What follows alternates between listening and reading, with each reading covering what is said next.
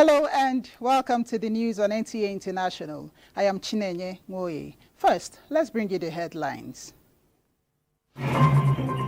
Australian Prime Minister Anthony Albanese wins re-election as Gabon swears in its president-elect. Ex-Tunisian Prime Minister jailed 35 years for aiding terrorism. And Nigeria joins the rest of the world to observe World Press Freedom Day.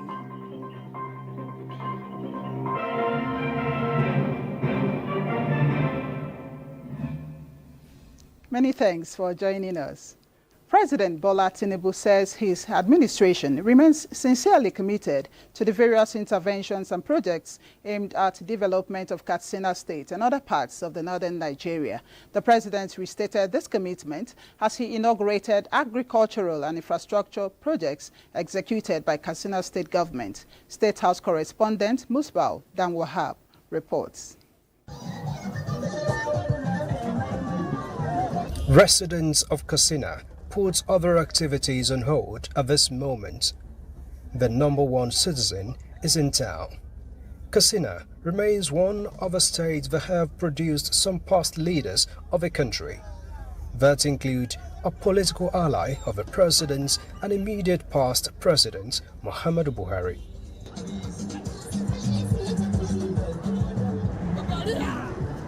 For these and many reasons, President Bola Tinubu says he feels at home as he inaugurated the Agricultural Mechanization Center, which the state government is projecting to boost agriculture in the state. For these initiatives, President Tinubu commended Governor Radda for upholding the exemplary leadership traits known with past leaders who have come out of the state, including the late Umaru Musa Yar'Adua. I want to assure the Nigerian public that agriculture in the heart of our program is a must for us. I could see many of the governors here present, dedicated and committed to food sovereignty. We, at the federal level, we are committed to all of this, and we are investing in mechanization. We face the challenge of irrigation and water management. The old style of agriculture is gone. The president assured that his government will sustain and build on various projects aimed at transforming the region, including the Kano-Katsina-Maradi rail project and agricultural projects, as he believes solution to hunger will also help in solving insecurity in the country. What we are commissioning is effort to banish hunger, commitment to food sovereignty, great empowerment for our people, small and large-scale farmers. Once we liberate ourselves from hunger, we will appreciate peace and progress. Governor Radda appreciated the federal government under the leadership of President Tinubu for his reforms that have increased financial allocation to the subnationals to ensure all-round development.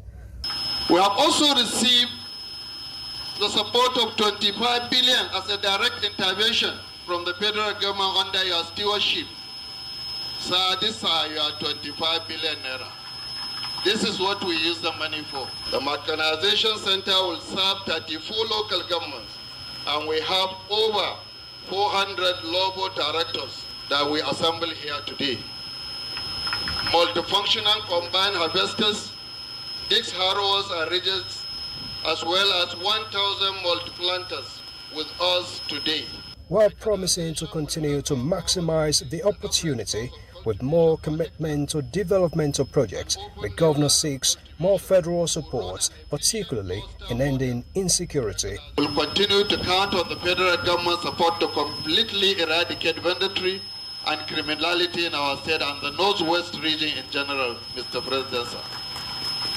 President Tinubu also inaugurated a 24-kilometer Katsina Eastern Bypass dual carriageway and flyover bridge named after him. From Katsina, Musbau and Wahab, NTA News. More commendations have trailed the decisions and reforms of the President Bola-led administration, which are reportedly repositioning the sub-national governments with more resources to facilitate development and growth at the grassroots across Nigeria. Governor Diko Rada of Katsina State appreciated the leadership of President Bola Tinubu through the economic transformation of the country. State House correspondent Musbau Danwahab also reports that it was at the state banquet and presidential interactive session with Katsina elders. Mr. President, a working visit like this does not come often from a sitting president. Katsina State, ranking highly to President Bola Tinubu, got this opportunity and maximized it to the fullest. Some state governors were equally here to compliment. And in a way, Governor Diko Rada is marking the honor with a state banquet for the president.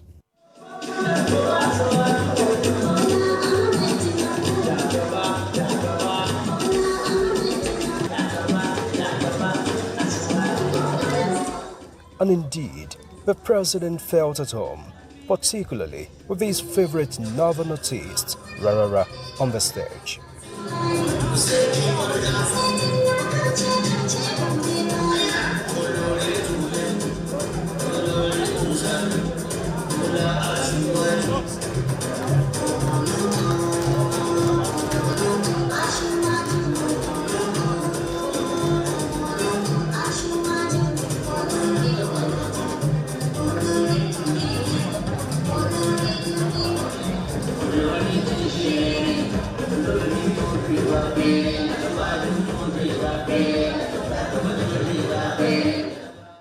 The dinner also provided opportunity for interaction with elders of the state. Traditional and political leaders, including past ones, leveraged the platform to appreciate the president for his support to one of them, former President Muhammadu Buhari, and for the appointment of many of them to key positions currently. The reforms instituted by the president were again celebrated for yielding more resources for the central and subnational governments to work with. Your bold decisions have really helped the subnationals, because without taking those bold decisions, we could not have been where we are today, that we are commissioning projects. But today, we can pay salaries and still do a lot of developmental projects in the state. Thank you for your bold decision, Your Excellency. But then, insecurity in part of the state still remains a major concern for them. So governors need your support, need your empowering them to address them. Because why do I say it's local? The crime is mainly being committed by local people. So there is need, please, Mr. President, once again, we appreciate what you are doing, but support the governors to empower communities. For the insecurity in parts of the country, the president is positive about the victory of Nigeria in the end. We will do everything to fight terrorism and banditry.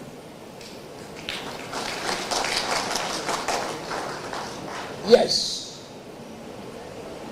we will invest more in technology.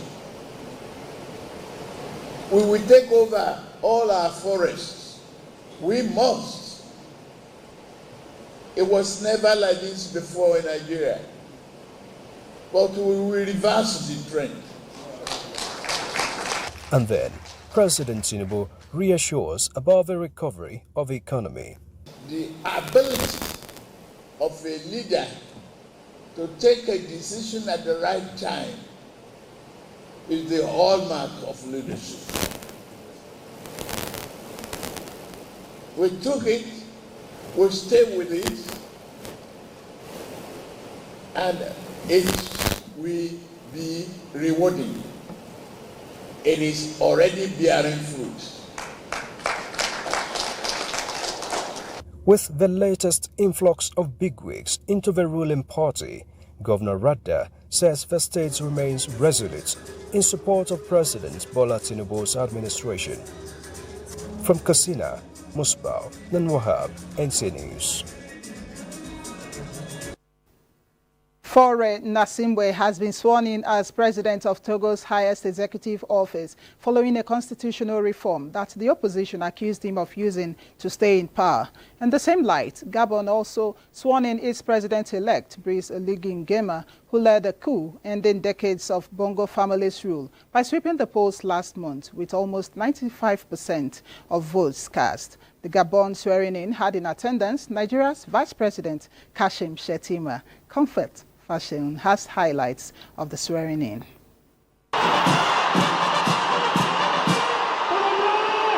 The general and former junta leader who toppled Ali Bongo in August 2023, ending 55 years of dynastic rule by the Bongo family, officially takes the presidential reins after leading a 19-month transition government. Brice Oligui Nguema,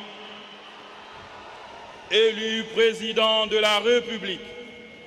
Some 20 African heads of state were present for the inauguration ceremony at a stadium north of the capital, Libreville. Among them are Gambia's Adama Barrow, Senegal's Bassirou Diomaye Faye, Djibouti's Ismail Omar Guelleh, and Teodoro Obiang Nguema Mbasogo from Equatorial Guinea. The Nigerian leader, President Bola Tinubu, was also represented by the Vice President, Kashim Shettima. It marks the first time the country holds a swearing-in ceremony in front of such a large audience. And from Togo, following a divisive constitutional reform that was enacted in May 2024, Togo has now shifted from a presidential to parliamentary system. The original role of President of the Republic has become a ceremonial post. The President of the Council of Ministers would represent the majority party in the National Assembly. With the latest arrangements, that role is slated for Faure Gnassingbe, whose Union for the Republic Party won 108 out of the 113 parliamentary seats last year. Faure Gnassingbe, Président du Conseil désigné. He has been sworn in as president of Togo's highest executive office. The opposition, however, dismissed the legislative elections as an electoral masquerade which has been used to extend his nearly 2 decades rule.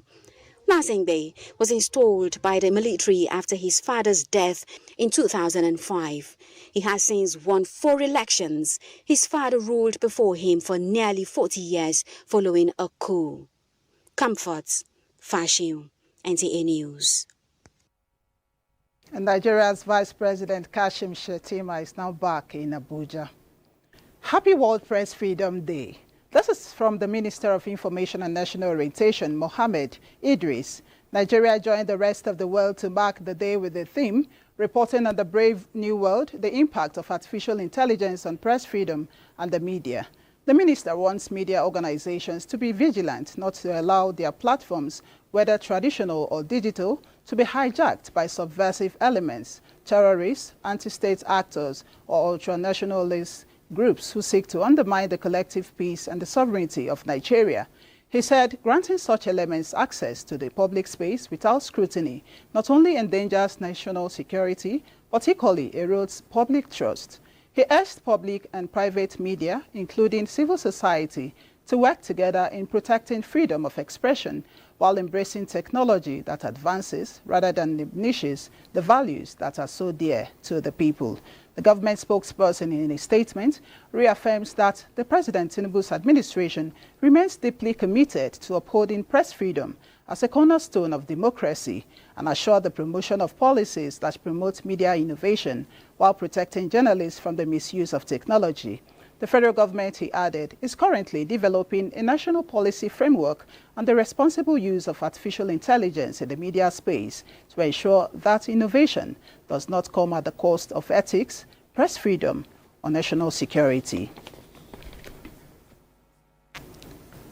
The United Nations General Assembly declared May 3rd to be World Press Freedom Day or World Press Day, observed to raise awareness of the importance of freedom of the press and remind governments of their duty to respect and uphold the right to freedom of expression enshrined under Article 19 of the 1948 Universal Declaration of Human Rights and marking the anniversary of the Windhoek Declaration.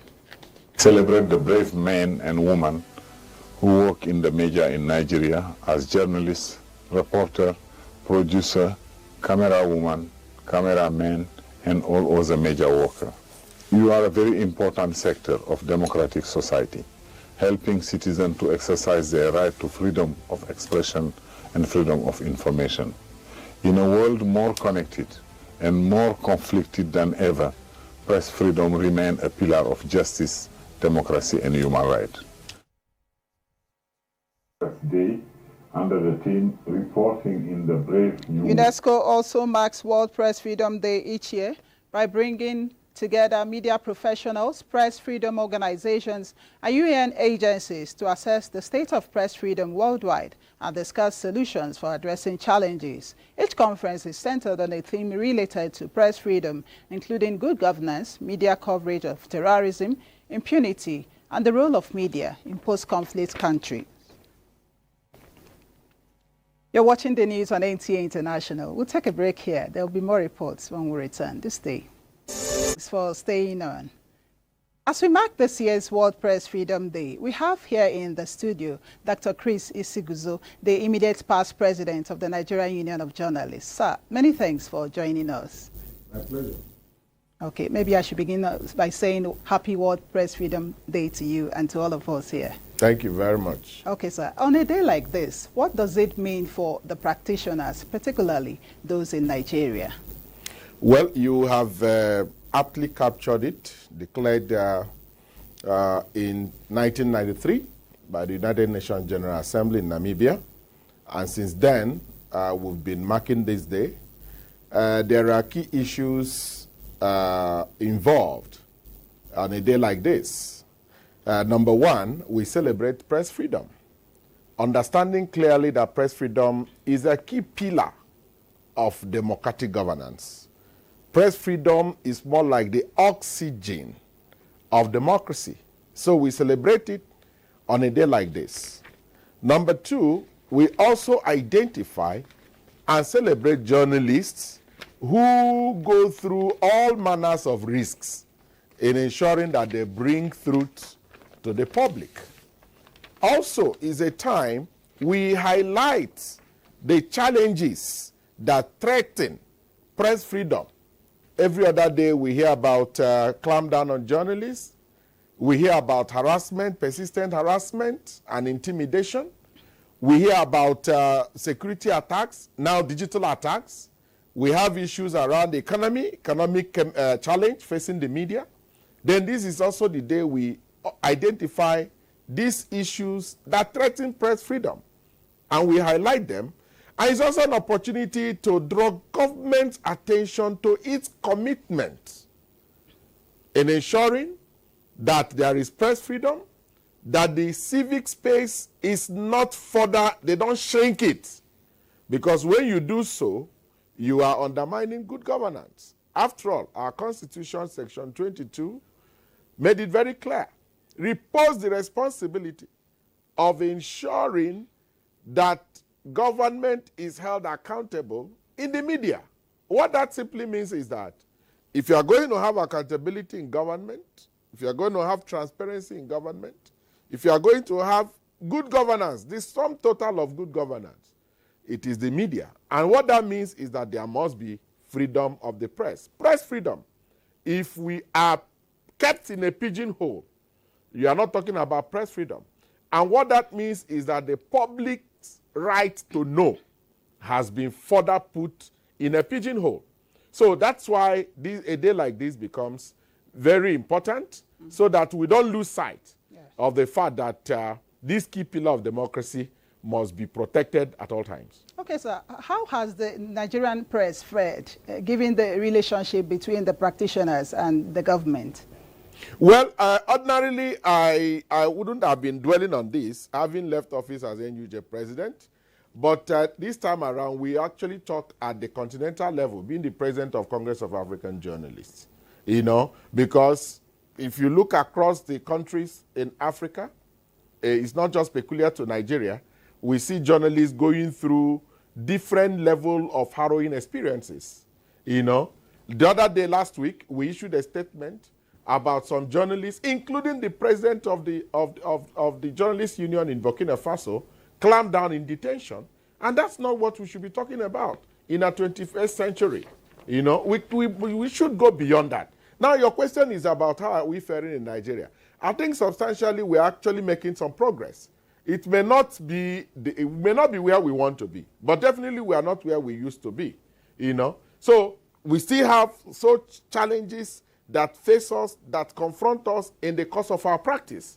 But gradually, with the efforts of government, I'm happy that the Minister of Information took time to at least celebrate the media on a day like this. We have had instances in the past where government does not even remember such a day exists. You know, that also speaks volumes as to the commitment of government to press freedom. We also have an array of other difficulties that we face, but like we always say, Rome was not built in a day. It is a gradual process. The fact that we still have democratic governance is also a plus. So government must continue to take steps in ensuring that media practitioners, media professionals enjoy free latitude to operate without unnecessary encumbrances that threaten their free operations. Okay, sir. Thank you so much. I take this to also be a word of advice here as a former leader of the practitioners of the profession. Many thanks, Dr. Chris Isiguzu, the immediate past president, NUJ, for sharing your thoughts with us on the World Press Freedom Day. Now, leadership crisis rocking the Labour Party has taken a new twist as the National Executive Committee has set up a 5-member committee to investigate allegations of anti-party activities against Abia State Governor Alex Otti. The committee, which is given 2 weeks to submit its report, is headed by the Deputy Chairman of the party, Ayo Olorunfemi, with the National Secretary of the party, Umar Farouk Ibrahim, serving as Secretary. The NEC also resolved not to be part of any merger with any other party, says it has what it takes to win the 2027 general elections with a pledge to henceforth take decisive actions against members who are hell-bent on causing crisis in the party. The NEC insisted that the Supreme Court judgment on its leadership only mandated the party organs to exercise its powers, an action that has since been carried out with the affirmation of the NWC-led Julius Abure. On the forthcoming governorship election in Anambra State, the party affirmed Judge Mohalu as its candidate, expressing hope that he will win the election for the party.